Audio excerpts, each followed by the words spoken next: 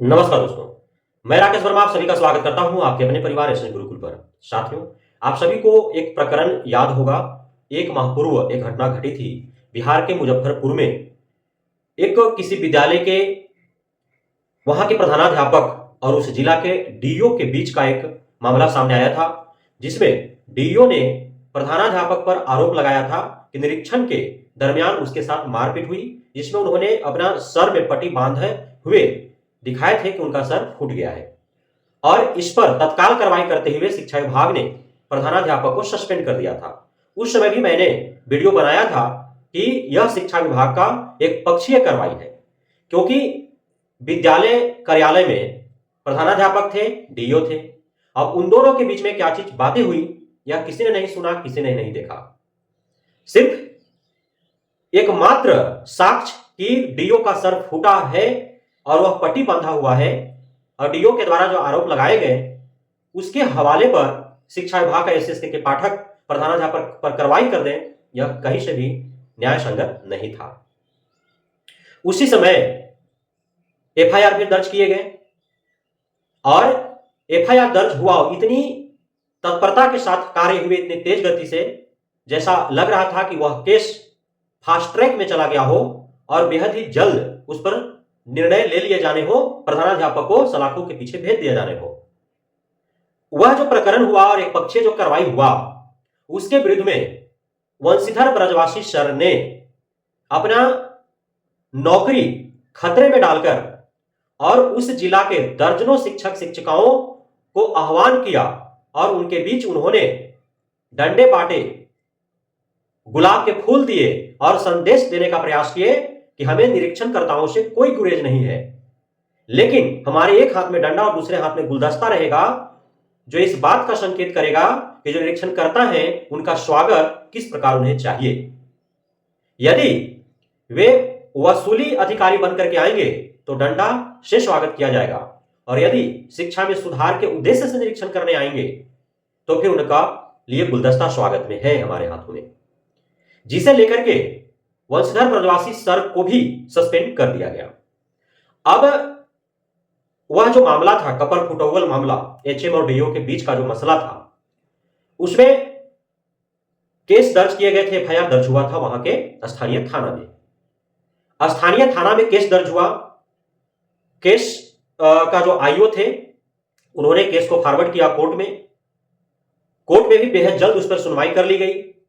और महज 10 दिनों के अंदर हेडमास्टर के घर पे रेड कर और कुर्की मल जब्ती करने का आदेश पारित कर दिया गया, जबकि हेडमास्टर कहीं भी कोई फरार नहीं थे, उन्हें गिरफ्तार किया जा सकता था, लेकिन कुर्की मल जब्ती का आदेश जारी किया गया। इतने तेज गति से सारी प्रक्रियाएं हुई कि देखने सुनने और जानने वाले आश्चर्य रह गए कि आखिर अन्य मामले में तो सालों लग जाते हैं, ठंडे बस्ते में पड़ा रहता है, लेकिन इस मामले में इतनी तत्परता क्यों। उसके बाद एचएम सर के द्वारा माननीय हाईकोर्ट में पिटीशन दायर किया गया, क्योंकि डिस्ट्रिक्ट न्यायालय जो है, डिस्ट्रिक्ट कोर्ट जो है, वह उन्हें दोषी करार दिया था और आईओ जो है वह कुर्की मल जब्ती के लिए ग्रांट कर दिया था। तो उसके विरुद्ध में वे हाईकोर्ट का दरवाजा खटखटाया। अब हाईकोर्ट में इस सारे मामलों का संज्ञान लिया गया कि आखिर सच्चाई कहां है, क्या है, इतनी तत्परता क्यों दिखाई गई इस पूरे मामले में। एक शिक्षक को, एक हेडमास्टर को, एक प्रधानाध्यापक को एक सिर्फ डीओ के साथ अभद्रता का आरोप और उसमें इतनी तत्परता आखिर क्यों। तो पूरे मामले को सुनने, समझने और देखने के बाद माननीय हाईकोर्ट को ऐसा प्रतीत हुआ कि कहीं ना कहीं यह जो प्रकरण है वह किसी बड़े मामले को दबाने के लिए ये किया जा रहा है। इसमें पूर्व में ही उस विद्यालय के हेडमास्टर के द्वारा डीओ के ऊपर आरोप लगाए गए थे कि जो निरीक्षण करता थे प्रखंड स्तर के, उनके द्वारा बार बार उनसे हफ्ता वसूली हेतु रकम मांगे जा रहे थे, जबकि ये देने के लिए एग्री नहीं थे, क्योंकि जो गलत नहीं कर रहा है वो किसी को क्यों गलत तरीके से पैसे देगा। और धमकियां भी दी जा रही थी कि यदि उनकी मांगे नहीं पूरी की जाएंगी तो डीओ सर को फॉरवर्ड करेंगे, डीओ सर आकर के जांच करेंगे, उन पर कार्रवाई करेंगे। और वैसा हुआ भी। मामला दरअसल यह था कि उस विद्यालय में ऑलरेडी पेयजल की सुविधा थी, वहां पे जिला परिषद के द्वारा सबमर्सिबल लगाए जा चुके थे, बावजूद इसके डीओ के द्वारा लगातार प्रेशर किया जा रहा था कि एक और बोरवेल करके सबमर्सिबल लगाया जाए उस विद्यालय में। जब जिस विद्यालय में ऑलरेडी वहां पे बोरवेल है, सबमर्सिबल लगा हुआ है, पानी टंकी बैठा हुआ है, तो सरकार के खजाने का इस प्रकार से दुरुपयोग क्यों करे कोई? यदि शिक्षक ही है इसमें संलिप्त हो जाए तो फिर पूरे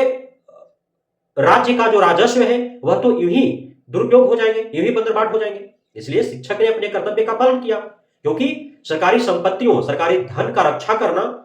प्रत्येक नागरिकों का कर्तव्य है, तो इसका उन्होंने निर्वहन किया, पालन किया। जबकि डीओ एवं अन्य जो अधिकारी थे उनका तो सीधा मकसद था, क्योंकि एक सबमर्सिबल जब गड़ रहे किसी विद्यालय में तो एक सबमर्सिबल पर 50,000 से 1 लाख रुपए तक का ऊपरी आय हो रहा है, जिसका बंदरबाट प्रखंड स्तर के अधिकारी, पदाधिकारी, कर्मचारियों से लेकर के जिला स्तरीय अधिकारी, पदाधिकारी, कर्मचारियों से होते हुए और शिक्षा विभाग के जो अपर मुख्य सचिव एसएसके के पाठक है उन तक पहुंचाई जा रही है। तो ये पूरा प्रकरण था, मसला था जिसे दबाने थे। यदि हेडमास्टर सर डीओ का बात मान लेते, एक और बोरवेल हो जाता, सबमर्सिबल बैठ जाता और कमीशन जो है उन अधिकारियों को मिल जाता, तो फिर वे खुश होते। न डीओ का कपार फूटता, न पट्टी बनता और नहीं जो है कुर्की मल जब्ती के लिए आदेश जारी होते प्रधानाध्यापक के घर का। तो ये मामला जो है माननीय हाईकोर्ट तक पहुंचा और माननीय हाईकोर्ट ने उस एचएम के केस में सर्वप्रथम तो एचएम पर कोई भी कार्रवाई करने से स्टे लगा दिया कि अभी कोई भी कार्रवाई नहीं हो सकता है। साथ ही जो डीओ है, जो वहां का एसएसपी है, जो उस केस का आईओ है और जो डिस्ट्रिक्ट कोर्ट है, इन सभी को लताड़ लगाया, इन सभी को फटकार लगाया और कई सवालिया निशान खड़े किए, कई सवाल खड़े किए। डीओ पर डायरेक्ट सवाल किया गया कि यदि ऑलरेडी उस विद्यालय में वहां के जनप्रतिनिधि के द्वारा सबमर्सिबल लगाए जा चुके थे, तो फिर किस मकसद से वहां पे दोबारा सबमर्सिबल गाड़ने के लिए प्रेशराइज किया जा रहा था अधिकारियों के द्वारा वहां के प्रधानाध्यापक को? इसका जवाब दें। आईओ और एसएसपी को कहा गया कि जिस प्रकार से आपने इस पूरे प्रकरण में इतनी तत्परता दिखाया, जिस तिथि को एफआईआर दर्ज हुए उस थाने में या फिर एसएसपी के अधीन जितने भी थाने आते हैं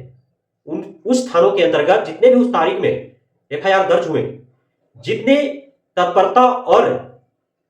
तेजी से इस प्रकरण में कार्य हुए, क्या उन सभी एफआईआर पर इतने ही तत्परता और तेजी से कार्य हुए? यदि नहीं तो क्यों नहीं हुए, इस पर क्यों हुए, इसके पीछे का मंशा क्या था, कौन थे इसके पीछे जिनके दबाव में आकर के इतनी तत्परता आईओ और एसएसपी के द्वारा दिखाया गया इस मामले में? और डिस्ट्रिक्ट कोर्ट को भी फटकार लगाया गया कि आखिर आपके अधीन सैकड़ों हजारों मामले हैं, आप उन मामलों को तो ठंडे बस्ते में डाल दिए, लेकिन इस प्रकरण में आपकी तत्परता क्यों दिखी? और सभी संदेह के घेरे में है, चाहे वो डीओ हो, एसएसपी हो, आईओ हो या फिर डिस्ट्रिक्ट कोर्ट के वो जज जिन्होंने इस मामले को सुना और बेल नहीं ग्रांट किया, बल्कि कुर्की मल जब्ती करने का आदेश पारित हुआ, जबकि एचएम फरार नहीं थे। कुर्की मल जब्ती तब होता है जब कोई आरोपी फरार चल रहा होता है। कुर्की मल जब्ती दबाव बनाने के लिए होता है कि तुम आओ, नहीं आओगे तुम्हारा घर तोड़ दिया जाएगा, सारे सामान जो है वो जब्त कर लिए जाएंगे, तो वो डर से आता है। लेकिन जब एचएम फरार ही नहीं थे, वो घर पे हैं, केस को मजबूती से लड़ रहे हैं, पैरवी कर रहे हैं और आरोपी को घर में होते हुए भी और उसका घर का कुर्की मल जब्ती का आदेश, यह तो शर्मसार कर देने वाली बात है। लेकिन माननीय हाईकोर्ट ने न्याय संगत निर्णय लिया और उन्होंने इस केस में, इस पूरे प्रकरण में एचएम के विरुद्ध खड़े, चाहे वो आईओ हो, एसएसपी हो, डिस्ट्रिक्ट कोर्ट हो, डीओ हो या फिर कोई भी आला अधिकारी हो, उन सभी को फटकार लगाया है और सभी से जवाब तलब किया है कि सभी शपथ पूर्वक लिखित में जवाब दें कि आखिर ऐसा क्यों किया गया। और अब जो मामले खुल करके आए हैं, तो अब बारी बारी से एसीएस के पाठक के निगरानी में, उनके देखरेख में, उनके आंख के सामने, उनके नाकों तले जो घोटाले हो रहे हैं अरबों खरबों रुपए का, उन सभी का पोल खुलेगा और बारी बारी से मामले हाईकोर्ट जाएंगे और सभी पर संज्ञान माननीय हाईकोर्ट का लिया जाएगा,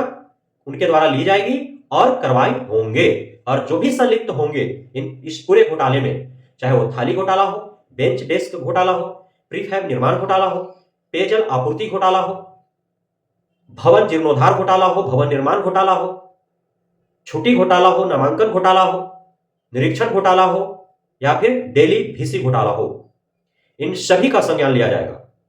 साथ ही जो कार्रवाई हो रहे हैं उसके आड़ में जो घोटाले किए जा रहे हैं और कार्रवाई के पीछे जो छुपा हुआ मनसा है जो अभी सामने निकल करके आया इस पूरे प्रकरण में, इन सभी मामलों के लिए अलग अलग पूरे राज्य भर से अब याचिकाएं दायर की जाएंगी माननीय हाईकोर्ट पटना में। चूंकि यह अब छिपा हुआ नहीं है किसी से कि बिहार के शिक्षा विभाग में आजाद भारत का सबसे बड़ा घोटाला हुआ है, हो रहा है, इसलिए सिर्फ माननीय हाईकोर्ट के संज्ञान में यह सिर्फ लाने की बात है। सभी समाचार पत्र रहे हैं, सभी न्यूज चैनल देख रहे हैं और सभी शिक्षा जगत से जुड़े हुए जो खबरें प्रसारित करते हैं यूट्यूबर्स, उन्हें भी देख रहे हैं, चाहे वो जज हो चाहे वे वकील हो, सारे लोगों को पता है। लेकिन माननीय हाईकोर्ट के अधीन यह याचिका लेकर के जाना होगा, लिखित संज्ञान में उनको लाने की आवश्यकता है, सब पे कार्रवाई होगी और यह सिलसिला अब शुरू हो चुका है। आपने देखा इस प्रकार से जो माननीय हाईकोर्ट का 6 दिसंबर 2023 वाला जो फैसला बीएड के 1 to 5 की अयोग्यता को लेकर था, उस 3 महीना से अधिक हो जाने के बावजूद भी एसएस के पाठक के द्वारा नहीं लागू किया गया, तो उसके विरुद्ध भी कोर्ट का दरवाजा खटखटाया गया है। और अब जो कबर फुटबॉल प्रकरण था एचएम और डीओ के बीच का, उस मामले में भी माननीय हाईकोर्ट ने संज्ञान लिया और कड़ी फटकार लगाया है शिक्षा विभाग एवं इससे जुड़े हुए सभी अधिकारी पदाधिकारियों को। तो अब जो है एसएस के पाठक का पतलून खुलते हुए नजर आ रहा है, एक एक करके उनका सारे काले चिट्ठे खुलेंगे और समय ऐसा आएगा कि जितना उन्होंने शोषित और प्रताड़ित शिक्षक शिक्षिकाओं को किया है और कर रहे हैं, उसका भुगतान है वह भरपाई करना पड़ेगा। वे आने वाले समय में सलाखों के पीछे होंगे, कड़ी सजा उनको दी जाएगी यदि सारे मामले खुल करके आ गए, यदि शिक्षक शिक्षिकाएं हिम्मत दिखाएं और सभी मामलों को माननीय हाईकोर्ट के संज्ञान में लाने का प्रयास करें। तो बहुत बहुत धन्यवाद आप सभी साथियों का हमारे साथ जुड़े रहने के लिए, बने रहने के लिए, इतना प्यार देने के लिए, हम पे भरोसा बनाए रखने के लिए। जय हिंद।